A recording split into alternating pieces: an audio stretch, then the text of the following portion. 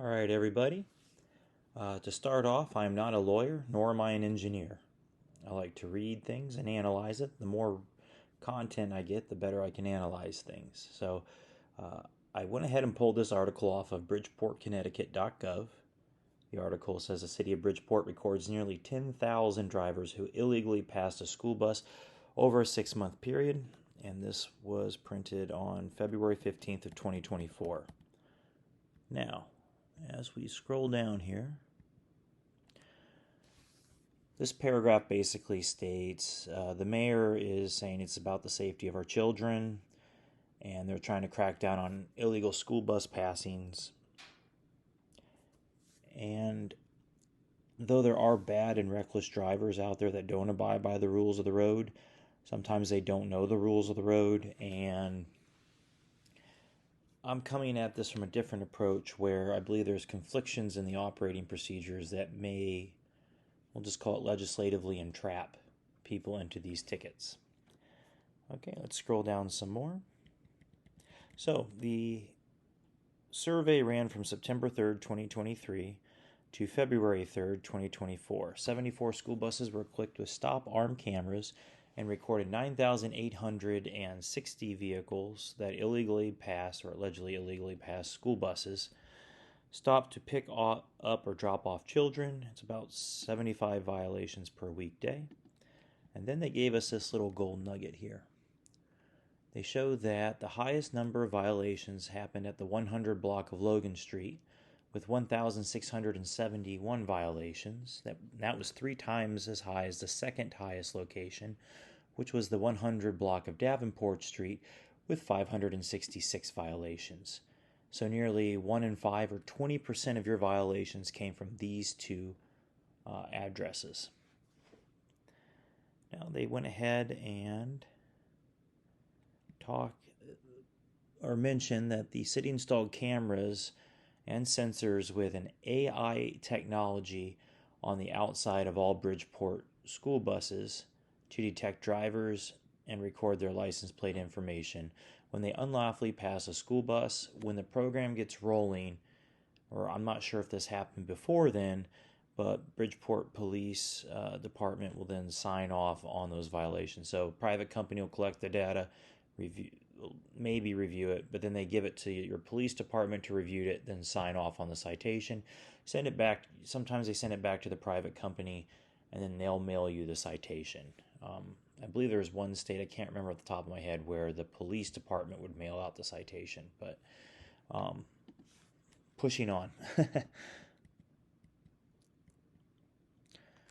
They ran into a hiccup where basically the whole purpose of releasing this is that the city of Bridgeport is making this data publicly available as it seeks to entice lawmakers to pass legislation that provides for the ability to impose monetary liability and collections at the municipal level. So they're doing this to try to get laws changed. And we'll go ahead and go down here. We have the National Association of State and Directors of People Transportation Services, who say that there's at least 43.5 million illegal passings a year. I don't like this data. When I researched it a little bit, it leaned on that these might be self-reported surveys, not actually validated surveys. And you have a lot of states where, I'll get into this a little bit deeper in some other videos, you have a lot of states where there's a separation of what their law says a bus needs to do versus what their CDL manuals say they should do. And finally, the federal agency, the National Transportation Safety Administration, or Safety Board, in 2016, there were 3 kids that were killed trying to cross the road in Indiana. They came out, this agency went to investigate it. They usually investigate big crashes where there's a lot of accidents. They went ahead and investigated it, and then they made a recommendation that all states pass school bus camera laws. But they failed to do one other thing, and that is to get people on the same page from state to state to state. I'll get into it more in a different video, like I said, and there's also probably another video I'm going to do for Connecticut where I read through some of your laws, some of your operating procedures, and I try to pull out the holes between the two. And those holes are where sometimes it'll be harder on you than it is on the bus driver, and you might get citations because of that. Okay, I went ahead and took this picture from Bridgeport, Connecticut. Now, the article mentioned these two addresses, the 100 block of Davenport and the 100 block of Logan Street. So I went ahead and marked those, and we have the citation zone. But before we jump into the citation zone, I wanted to go ahead and look at what's around the citation zone. So you have this faster, wider street called Hollister Avenue, running all the way past the school. Just north of it, you have Carey Street. Now, when I zoomed in on Carey Street, and the school is going to play an important part here in a second, but Carey Street seems to be kind of a narrow road, 2 lanes, not much traffic flow there. Hollister is it's 2 ways, but it has parking on both sides of the street. Then you have this, what appears to be or might have been used as a bus drop-off zone. So it's a nice barriered, or it's a raised median with a sidewalk right here. So the buses could pull in, stop here, unload children, and then traffic could flow freely up and down Hollister Avenue. When I called the school, they said that they drop off children in the parking lot. But again, there's a fence and what appears to be a curb barrier going around here, so Carey Street should be able to flow freely. So I'm not really seeing much obstruction here, or what I would consider a high impact area. Now, the reason why is I want to make sure that the school citations aren't being labeled under this address. So we're going to go ahead and jump in the citation zone next. All right, everyone. This is a look into the citation zone. Just for reference, the upper left-hand corner is the elementary school that we looked at earlier. Now here we have the 100 block of Logan Street that had the 1,671 violations. But what stood out the most to me on this one was how narrow Logan Street is, and even Carey Street, the roads that border around it. They're mostly 2-lane roads with parking on both sides. Not really what you would see in a high-ticket type of environment. Usually a high-ticket environment, and in most cases that I've seen, would consist of a wide road, high speed, medium to high speeds, probably 35, 45 miles an hour. Just a lot of confusion with traffic lights, and again, heavy flows of traffic.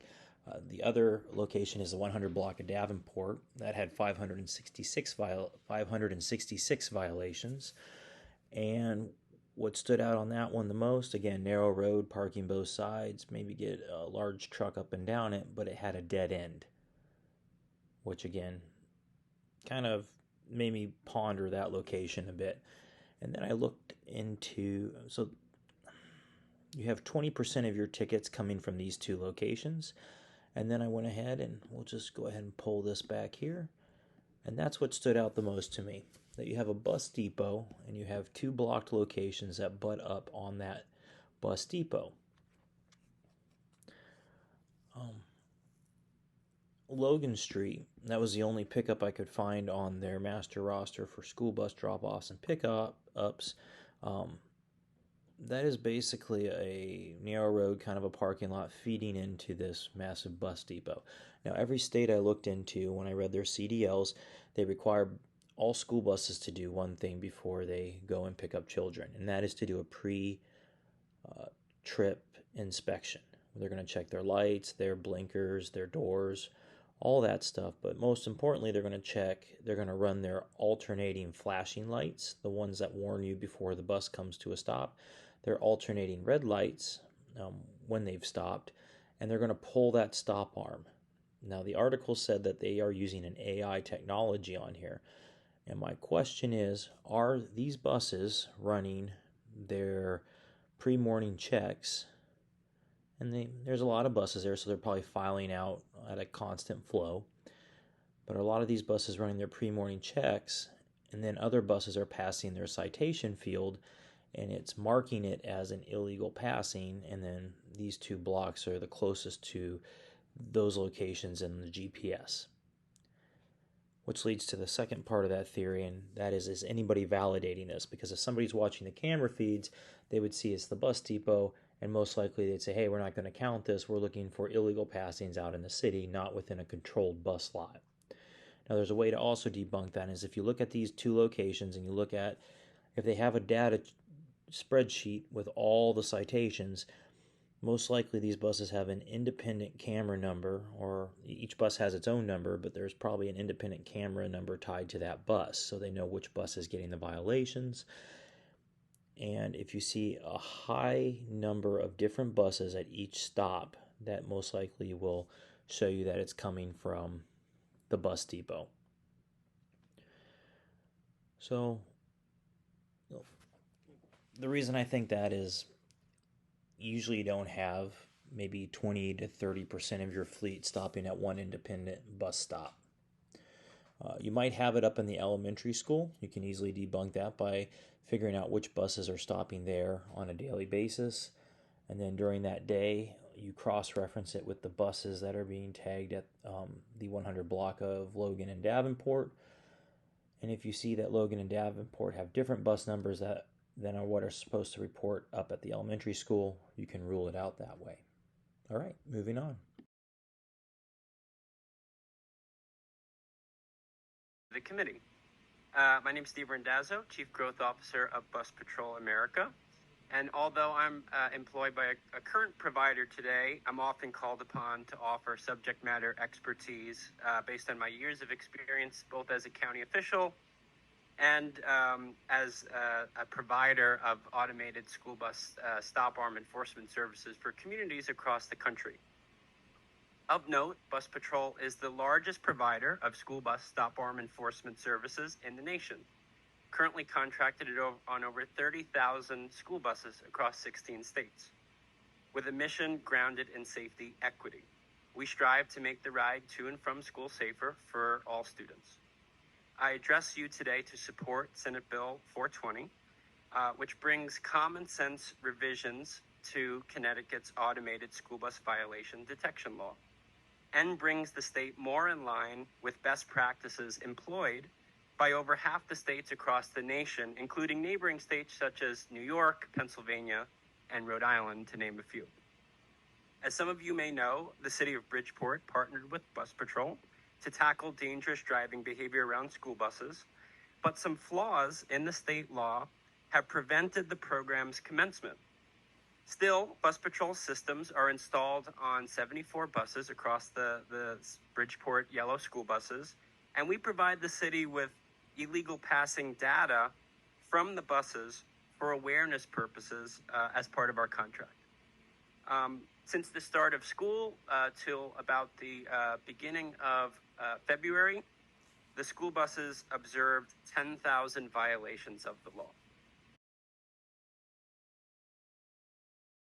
The problem in Bridgeport is higher than the national average, and I only see that as a subject matter expert going down when the enforcement is allowed to commence. So I could see a world where that drops, and in programs that we serve around the country, we see anywhere between a 20 and 40% drop in violations in the first year.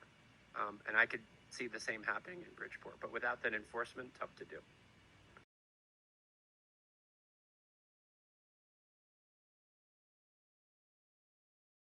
Thank you, Mr. Chair. This is a very important bill, and one of the bills that I wanted to ensure was raised during this legislative session, considering the fact that in Bridgeport, a in-depth study was done that indicated that over 10,000 motorists were passing school buses. And so this was brought immediately to the attention of the Bridgeport delegation, and we brought it here to public safety because this is the committee that has cognizance over it.